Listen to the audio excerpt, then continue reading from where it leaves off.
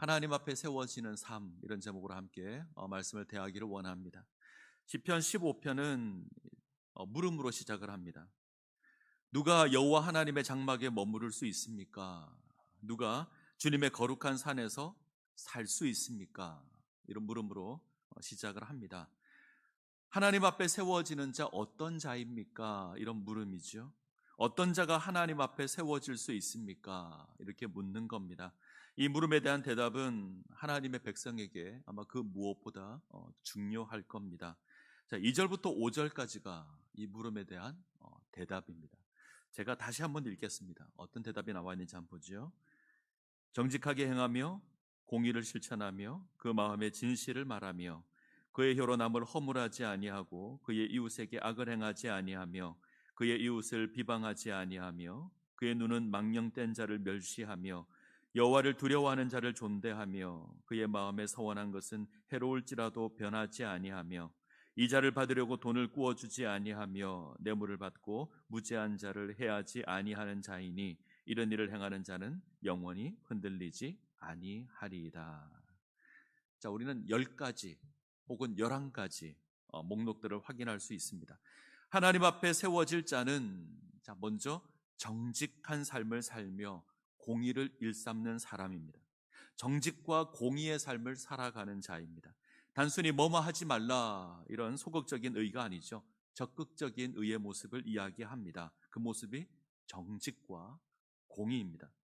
자, 우리는 정직 그러면 단순하게 맞는 것은 맞다 혹은 틀린 것은 틀리다라고는 이렇게 말하는 것으로 이해합니다. 문자적으로는 맞을 겁니다. 근데 실제적인 의미는 조금 다릅니다. 정직의 성경적인 의미는 어떤 결과를 얻는 것에 대해서 그에 상응하는 준비와 노력을 해야 한다. 쉽게 표현하면 뿌린 만큼 거두겠다. 이게 정직입니다. 자, 갈라디아서 6장 7절을 보면 이런 표현이 있습니다. 스스로 속이지 말라. 하나님은 업신 여김을 받지 아니하시나니 사람이 무엇으로 심든지 그대로 거두리라. 갈라디아서 6장 7절 이 말씀이 정직에 관한 가장 성경적인 교훈입니다. 하나님은 사람이 속이거나 조종할 수 있는 분이 아닙니다. 때문에 우리는 심는 그대로 거두게 될 겁니다. 뿌린 만큼 거두게 될 겁니다. 노력한 만큼 정당한 대가를 받겠다. 이것이 정직입니다. 정당한 대가를 거두기 위해서 정직한 삶을 사는 겁니다. 이게 세상의 방식과는 다릅니다. 세상은요, 적게 뿌리고 많이 거두려고 합니다. 적게 심고 많이 거두기 위해서 속이는 삶을 사는 것이 세상입니다. 적게 심고 많이 거두려고 끊임없이 속이는 겁니다. 이것이 세상의 방법입니다. 자, 우리는 달라야죠. 뿌린 만큼 거두겠다.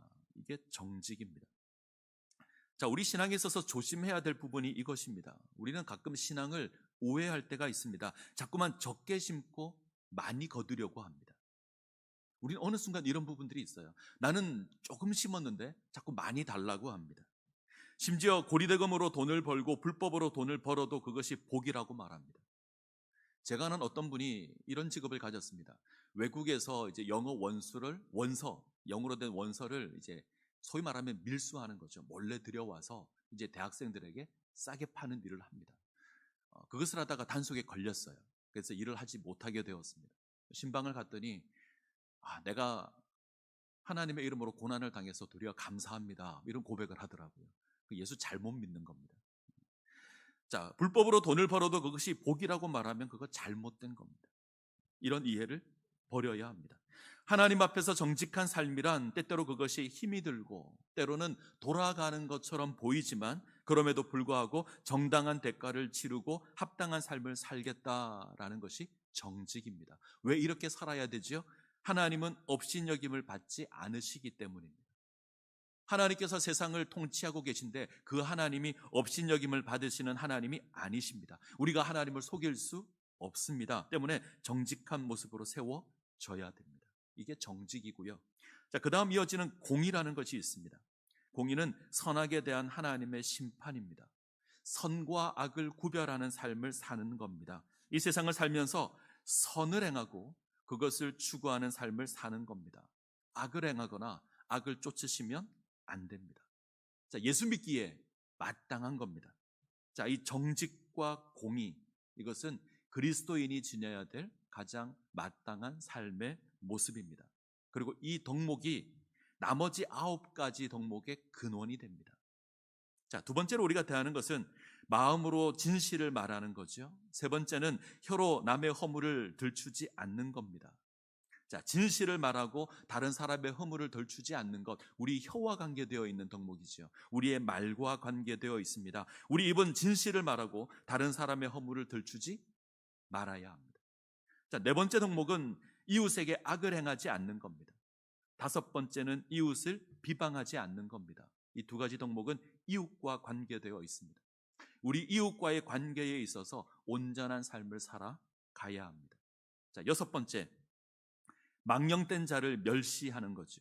사람을 업신여기고 지속적으로 악을 행하는 사람을 멸시하는 겁니다. 반면에 하나님을 두려워하는 사람을 존경하는 겁니다. 이것이 일곱 번째 목록입니다. 자, 여섯 번째, 망령된 자를 멸시하고, 일곱 번째, 하나님을 두려워하는 사람을 존경하는 겁니다. 이건 특별히 신앙의 공동체 가운데 나타나야 될 모습입니다. 세상에서 악을 행하는 자를 우리는 인정할 수 없습니다. 반대로 하나님의 백성으로 부름을 입은 자를 우리가 존대하며 섬겨야 합니다. 자, 여덟 번째 덕목이 있죠. 마음에 서원한 것은 그것이 해가 된다고 할지라도 지켜야 합니다. 내가 이렇게 하겠다 다짐한 것은 그것이 손해가 된다고 하여도 그것을 지키는 것이 여덟 번째입니다. 선한 삶을 살겠다 다짐하고 살아가는데 내가 때때로 그것으로 손해볼 수도 있고 피해를 입을 수도 있습니다. 그럼에도 불구하고 망설이지 않고 그 선을 행하는 겁니다. 때때로 손해를 볼 수도 있지만 그것을 감수하는 거죠. 하나님의 백성이라고 하는 거룩한 신분을 인해서 내가 손해보더라도 합당한 삶을 살아가는 겁니다. 자, 아홉 번째, 높은 이자를 받기 위해서 돈을 꾸어주면 안 됩니다. 자, 히브리 사회에서는 돈을 빌려주는 것에 대해서 이자 받는 것을 금했습니다. 자, 돈을 빌린다, 이건 어려운 상황에 놓였다라는 말이잖아요. 어려운 상황에 놓인 사람이 돈을 빌렸는데 그에게 이자를 받는다라는 것은 짐을 덜어주는 것이 아니라 도리어 더 어려움을 가중시키는 겁니다. 그래서 이자를 금했습니다. 돈을 빌려주고 높은 이자를 받는 것, 이 세상의 방식입니다. 요즘 TV를 보면 대출 광고가 정말 많습니다. 돈 빌려주겠다는 광고가 정말 많죠. 휴대폰으로도 끊임없이 문자가 옵니다. 제가 돈이 없는 건 어떻게 알고 문자도 보내오고 전화도 주고 전화 걸어서 막 돈 빌려주겠다 그럽니다. 자, 그리스도인들은 이런 모습과는 달라야 되죠. 행여 내가 돈을 빌려줄 일이 있거든 그냥 빌려주시기 바랍니다. 이자를 받겠다라는 생각이 들면 은행에 맡기는 것이 맞습니다. 돈과 관련돼서 한마디를 덧붙이자면 제가 갖고 있는 방식인데, 돈을 빌려주시는 입장이라면 받을 생각하지 말고 빌려주십시오. 내가 돈을 빌렸다면 무슨 일이 있더라도 갚으십시오. 그러면 돈에 관해서 별다른 문제가 없을 겁니다. 자, 내가 돈을 빌려줬다면 그냥 받을 생각하지 마시고 빌려주십시오. 내가 돈을 빌렸다면 무슨 일이 있어도 갚으십시오. 그러면 돈과 관계되어서 문제가 생기지 않을 겁니다. 자, 열 번째는 뇌물을 받고 무죄한 사람을 해하지 말아야 합니다. 나의 유익을 위해서 이웃을 해하지 말아야 합니다. 이것이 열 번째 덕목입니다. 자, 지금 시인이 제시하는 이러한 삶의 목록들은 우리가 하나님의 백성이기 때문에 주어지는 모습들입니다. 우리 인생이 하나님 앞에 주어졌기 때문에 요구되는 것입니다. 이러한 삶을 통해서 하나님 앞에 세워지라 시인이 고백합니다. 살아계신 하나님 앞에 세워졌기에 합당한 삶을 살아가는 겁니다. 자, 이 목록들을 생각하시면서 우리가 주목할 것이 있습니다. 자, 오늘 대하는 이 시인의 물음은 종교적인 겁니다. 이렇게 묻죠. 누가 하나님 앞에 세워질 수 있습니까? 누가 하나님의 성전에 거할 수 있습니까? 누가 거룩한 하나님의 산에 세워질 수 있습니까? 종교적인 질문입니다. 그런데 대답은요, 종교적인 것이 없습니다. 종교적인 부분이 거의 등장하지 않습니다. 하나님께 거룩한 제사를 드려야 한다, 하나님께 제물을 바쳐야 한다, 이런 요구 없습니다. 하나님께 열심히 기도해야 된다, 하나님께 찬송해야 된다, 이런 말 등장하지 않습니다. 도덕적이고 윤리적인 요구만이 제시됩니다. 만약 우리에게 누가 하나님의 장막에 머무를 수 있습니까? 누가 하나님의 성산에 살아갈 수 있습니까? 이렇게 묻는다면 아마 우리는 종교적인 대답들을 준비를 했을 겁니다. 무언가 하나님 앞에 서기 위해서 종교적인 요구가 주어질 거라 기대를 합니다. 그런데 오늘 시인이 고백하는 건 어떤 종교적인 목록들이 아닙니다. 우리에게 요구되는 것은 하나님 백성으로서 합당한 삶입니다. 정직한 삶입니다. 공의를 행하는 삶입니다. 정직과 공의로 세워지는 그 삶의 모습이 우리에게 요구됩니다. 성경을 많이 아는 것으로 신앙을 보이라 이야기하지 않습니다. 기도를 많이 하고 열심히 하는 것으로 너의 신앙을 보이라 말하지 않습니다. 헌금을 많이 하는 것으로 신앙을 보이라 하지 않습니다. 봉사를 열심히 하는 것으로 신앙을 보이라고 하지 않습니다. 이거 마땅한 겁니다. 우리는 마땅히 하나님의 말씀을 사모해야 되고 하나님께 나와 기도해야 되고 찬양해야 됩니다. 열심히 봉사해야 합니다. 그런데 이것으로 우리의 신앙을 확인하시면 안 됩니다. 우리는 이런 어떤 종교적인 모습으로 우리의 신앙을 확인하려고 합니다. 어디를 가도 이런 종교적인 모습으로 목에 힘을 주는 사람들이 많습니다. 내가 40일 금식 기도를 몇 번을 했다. 내가 교회 봉사를 많이 했다. 내가 교회 헌금을 이만큼 해서 내가 교회를 이만큼 세웠다. 목에 핏대를 세우면서 이야기하는 사람들이 많습니다. 그것으로 하나님 믿는 신앙이 나타나는 것이 아닙니다. 중요한 것은 변화된 삶으로 우리의 신앙을 드러내어야 합니다. 내가 하나님을 믿음으로, 내가 예수를 믿음으로 나의 삶이 변화되었다. 예전에 정직하지 못했는데 이제 내가 정직한 삶을 산다. 이전에 내가 악을 행했었는데 내가 이제 공의의 삶을 살아간다. 이것으로 우리의 믿음을 보이셔야 합니다. 이것이 맞는 겁니다. 자, 이사야 1장으로 가죠. 이사야 1장.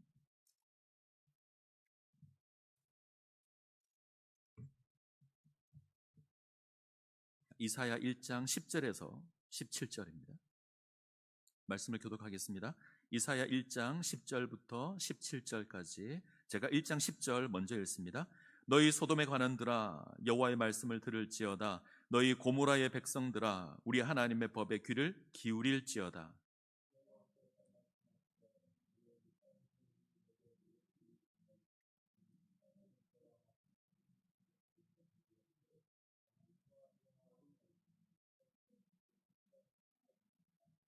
너희가 내 앞에 보이러 오니 이것을 누가 너희에게 요구하였느냐? 내 마당만 밟을 뿐이니라.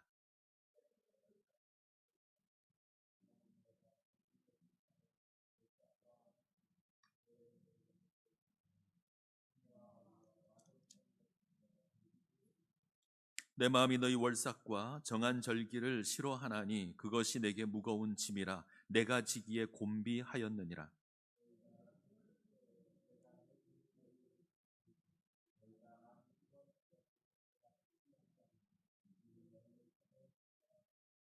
너희는 스스로 씻으며 스스로 깨끗하게 하여 내 목전에서 너희 악한 행실을 버리며 행악을 그치고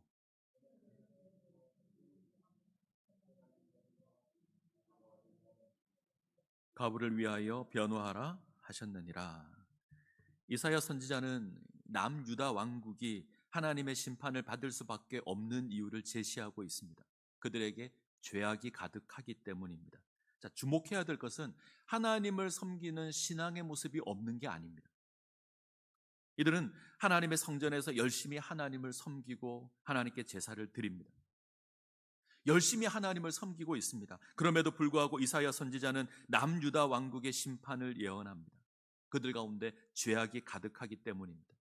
하나님을 아는 신앙과 그들의 삶이 아무런 상관이 없었기 때문입니다. 하나님을 섬긴다고 하지만 실상은 하나님과 아무 상관이 없었기 때문입니다. 그래서 심판을 받습니다. 11절 여호와께서 말씀하시되 너희의 무수한 재물이 내게 무엇이 유익하뇨? 나는 숫양의 번제와 살찜 짐승의 기름에 배불렀고 나는 숫송아지나 어린 양이나 숫 염소의 피를 기뻐하지 아니하노라.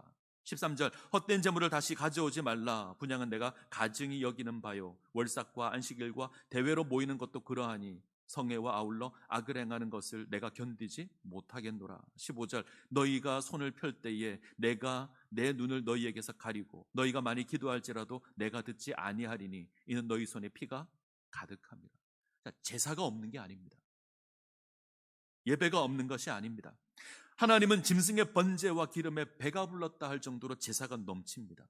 월삭과 안식일과 대회로 끊임없이 모여서 예배를 드립니다. 손을 펴고 하나님께 기도합니다. 근데 하나님께서 기뻐하지 않습니다. 제사를 받지 않고 이들의 기도를 듣지 않습니다. 도리어 화를 내십니다. 도리어 역겨워하십니다. 하나님께서 원하시는 것이 무엇이죠? 자, 16절을 보겠습니다. 16절, 17절 같이 읽겠습니다.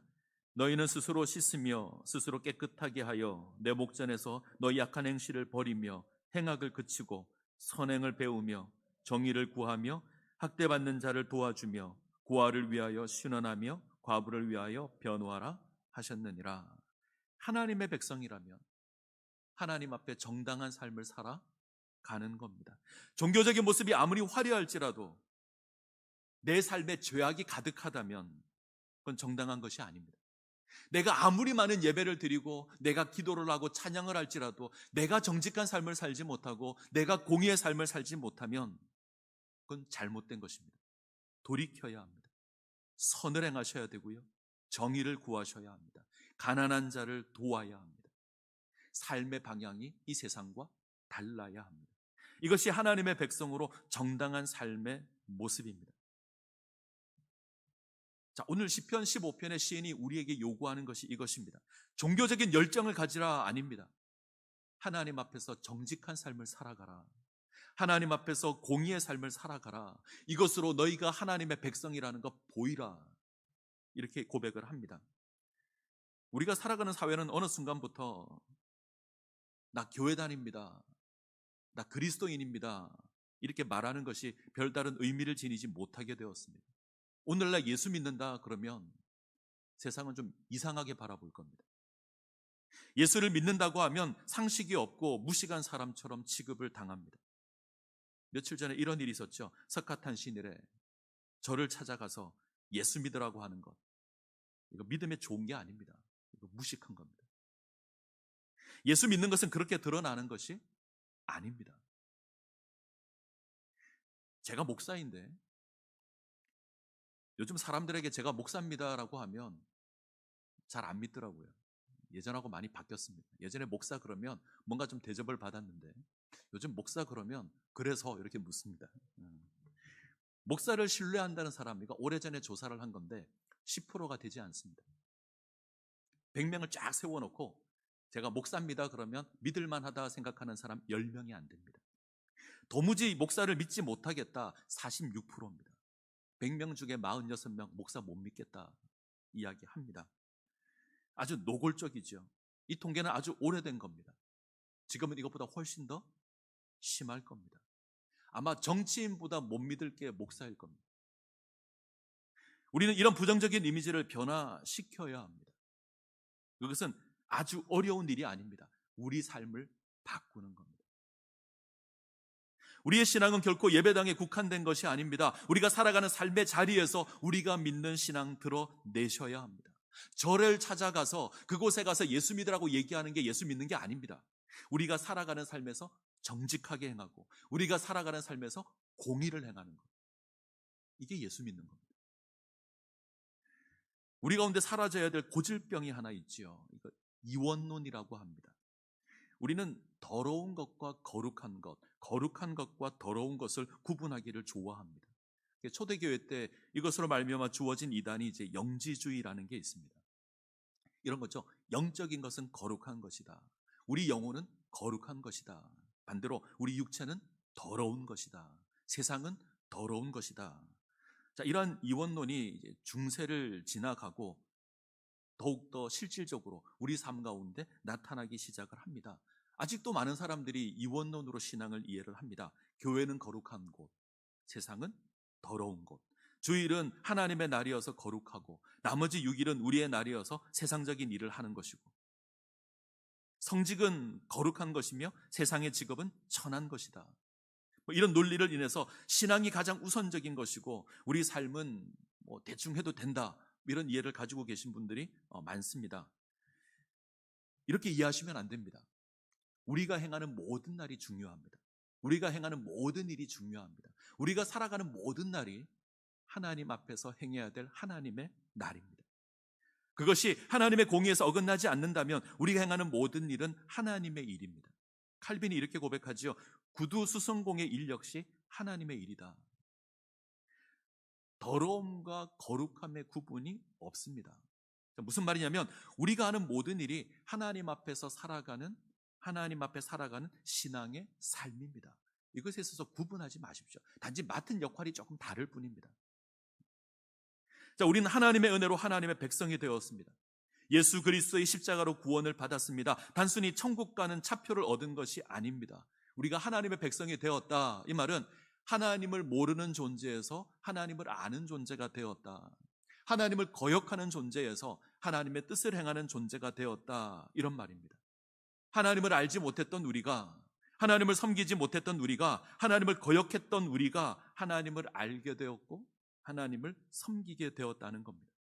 하나님과 원수되었던 우리가 하나님과 가족이 되었다는 겁니다.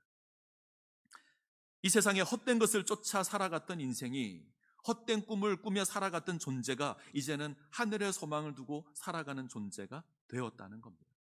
삶의 방식이 바뀌었습니다. 삶의 목표가 바뀌었습니다. 그래서 다른 삶을 살아가는 겁니다. 우린 이것을 세상에 보여주어야 합니다.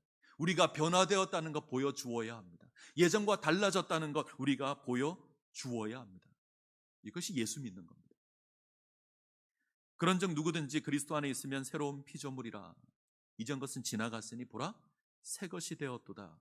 성경은 우리를 향해서 새로운 피조물이 되었다, 새로운 존재가 되었다 고백합니다. 예전의 존재가 사라졌습니다. 새로운 존재가 되었습니다. 잘 생각해 보시죠. 우리 모양이 바뀐 게 있습니까? 예수 믿기 전이나 예수 믿은 이후에 우리 모양에, 우리 신체에 무슨 변화가 있었습니까? 전혀 없습니다. 그대로입니다. 그런데 성경은 우리를 향해서 새로운 피조물이라 이야기합니다. 왜 그렇죠? 하나님을 몰랐었는데 하나님을 알게 되었기 때문입니다. 하나님을 거역했었는데 하나님을 섬기게 되었기 때문입니다. 이 세상이 다인 것처럼 세상을 목표로 살아갔는데 이제는 하늘을 알고 하늘의 삶을 소망하기 시작합니다. 그래서 새로운 존재가 되었습니다. 조금 고상하게 표현하면 구조가 바뀐 게 아니라 방향이 바뀌었습니다. 우리 모양은 그대로입니다. 예수를 믿는다고 해서 우리 모습이 바뀌지 않았습니다. 내가 예수 믿기 전에 손이 3개였는데 예수 믿으니 손이 2개가 되었다, 이런 거 없잖아요. 그대로입니다. 그러나 삶의 방향이 바뀌었습니다. 땅을 쫓던 인생이 하늘을 쫓는 인생이 됩니다. 하나님 없던 인생이 하나님 있는 인생을 살아갑니다. 그래서 새로운 존재가 되었다, 그렇게 이야기를 합니다. 자, 죄라는 단어를 이제 헬라어로 하마르티아라고 합니다. 어려운 표현을 써서 죄송합니다. 자, 이 하마르티아의 본질적인 뜻은 관역에서 벗어나다, 이런 뜻입니다. 우리나라가 정말 잘하는 운동 경기가 하나 있죠. 활 쏘는 거 정말 잘합니다. 양궁 정말 잘하죠. 올림픽에 나가면 거의 이 종목에서 메달은 거의 우리 거라고 생각해도 틀리지 않을 겁니다. 자, 활을 관역에 맞추려면 그 방향이 정확해야 됩니다. 관역에 활의 방향이 정확하게 가야 됩니다. 그런데 이 방향이 잘못된 것을 하마르티아라고 합니다. 하나님을 향해 있어야 될 방향이 하나님 아닌 것을 향해 있는 겁니다. 하나님을 향해서 나아가야 될 그 방향이 하나님 아닌 것을 향해 있는 것, 이것을 하마르티아 죄라고 합니다. 구원은 뭐죠? 이 방향이 다시 회복되는 겁니다. 하나님을 향해서 다시 그 방향이 고정되는 겁니다. 이것이 구원입니다. 이것이 믿음입니다. 우리의 삶의 방향이 하나님을 향해서 주어져야 합니다. 만약 누군가 우리에게 예수 믿으십니까? 라고 물으면 우리 뭐라고 대답을 하죠? 제가 누군가에게 물으니 그렇게 대답합니다. 예, 저는 무슨 교회 다닙니다. 어떤 사람은 저 무슨 교회 집사입니다. 이렇게 대답을 합니다. 제가 다시 물었습니다. 예수 믿으시냐고요? 그러니까 한참을 고민합니다. 한참을 고민하더니 예, 저 새벽기도 합니다. 이렇게 대답을 해요. 사실 우리는 이렇게 답을 할 수밖에 없습니다. 그렇게 배워왔거든요. 그렇게 예수 믿는 것을 배웠습니다. 교회 다니는 것으로, 어떤 직분을 가지는 것으로, 우리가 어떤 신앙의 열정을 내는 것으로 우리는 내가 예수 믿는다 고백해 왔습니다. 그러나 이것이 성경적인 대답은 아닙니다. 어떤 사람은 이렇게 말할지 모릅니다. 우리 교회 목사님 참 잘생겼습니다. 우리 교회 목사님 설교가 아주 기가 막힙니다. 이렇게 말하는 사람도 있습니다. 그러시면 안 됩니다. 그 말이 맞는 말이지만 그러시면 안 됩니다. 교회에 대한 자부심을 갖지 말라는 게 아닙니다. 가지셔야죠. 좋은 목사님, 그로 말미암아 좋은 설교 선포된다는 거 감사하셔야 됩니다. 좋은 성도가 있다, 우리가 기뻐해야 되며 자랑해야 될 겁니다. 틀림없는 자랑의 제목입니다. 그러나 그것이 내 신앙을 말해주는 것 아닙니다. 중요한 것은 내가 다니는 교회로 말미암아 내 존재가 변화되는 겁니다. 내가 듣는 설교로 내가 변화되어야 합니다. 그거 자랑하셔야 합니다. 내 삶이 변화되는 것으로 내가 믿는 신앙을 드러내셔야 합니다. 그게 맞는 겁니다. 누가 예수 믿습니까? 라고 물으면 내가 예수를 믿어서 내 삶이 바뀌었습니다, 이렇게 고백하는 것이 정답입니다. 신앙은 내 삶의 정당한 열매로 확인이 되는 겁니다. 자크 엘룰이라는 사람이 있습니다. 기독교 사상가인데, 이 자크 엘룰은 뒤틀려진 기독교라는 책에서 기독교의 역사 속에서 교회를 평가합니다. 그리고 교회가 지상 성공주의를 쫓아가면서 복음이 잘못되었다, 복음이 왜곡되었다 선언합니다. 한번 제가 소개시켜 드리는 것으로 기억을 합니다.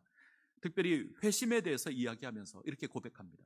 오늘날 교회를 보면, 오늘날 성도를 보면 종교적인 회심은 있는데 전인격적인 회심은 없다. 무슨 말이냐면, 예수 믿는다는 것은 회심으로 주어지는데, 삶의 방향이 바뀌는 것으로 주어지는데, 이게 종교적인 것은 있는데 삶이 변하지는 않더라, 이런 말입니다. 종교적인 회심은 있습니다. 불교를 믿던 사람이, 절을 다니던 사람이 교회를 다니던 것 있습니다.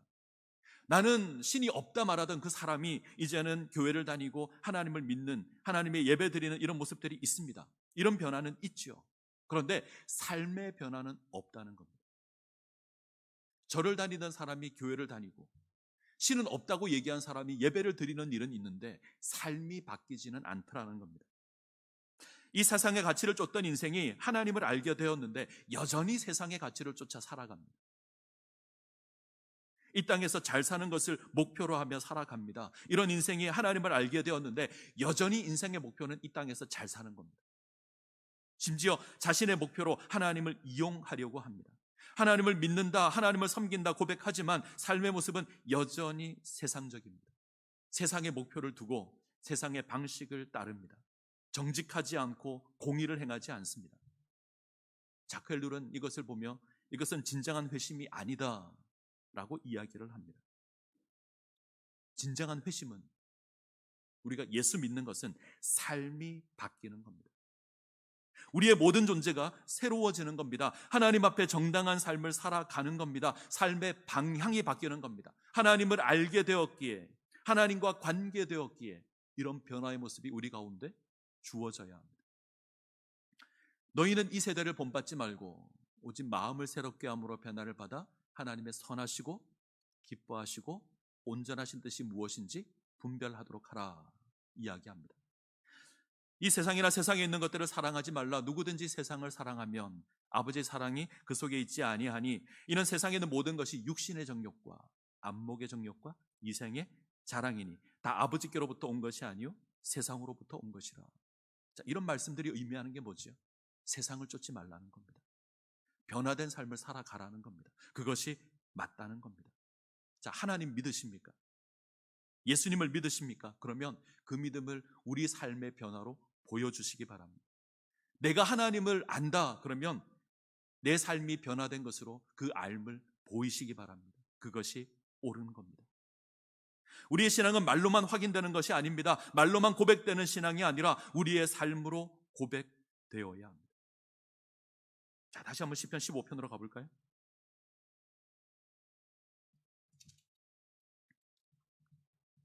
1절, 여호와여 주의 장막에 머무를 자 누구 오며 주의 성산에 사는 자 누구 오니까? 누가 여호와의 장막에 거할 수 있습니까? 누가 하나님의 성산에 거할 수 있습니까? 하나님 앞에서 정직한 삶을 살며 하나님 앞에서 공의의 삶을 사는 겁니다. 화려한 종교의 모습이 아닙니다. 우리 삶이 하나님 앞에 정당한 제사가 되어야 합니다. 자, 이제 마지막 부분 볼까요? 자, 15편 5절 맨 마지막 부분 이런 고백이 있죠. 이런 일을 행하는 자는 영원히 흔들리지 아니하리이다. 자, 오해하지 마십시오. 10가지 삶의 모습이 우리를 요동하지 않게 하는 것이 아닙니다.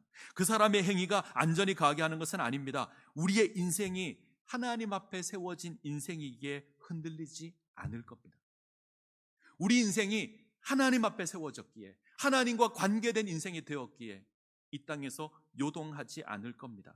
하나님의 장막에 유하며 하나님의 성산에 거하는 그런 자가 되었기에 흔들리지 않는 인생이 우리에게 주어질 겁니다. 이 모습 가운데 세워지시기를 바랍니다. 자, 하나님 앞에 온전하게 세워지십시오. 하나님 앞에 온전한 삶을 살아가십시오. 정직하게 살아가시고 공의를 행하는 삶을 살아가십시오. 적어도 하나님을 모르는 저 사람들과는 다른 삶을 살아가셔야 합니다. 그것으로 내가 믿는 예수, 내가 믿는 하나님 보여주셔야 합니다. 그런 삶을 살아갈 때에, 우리가 하나님 앞에 살아갈 때에 영원히 흔들리지 않는 견고함 가운데 세워지게 될 겁니다. 이 은혜 가운데 세워지시기를 간절히 소원합니다. 같이 찬양하겠습니다.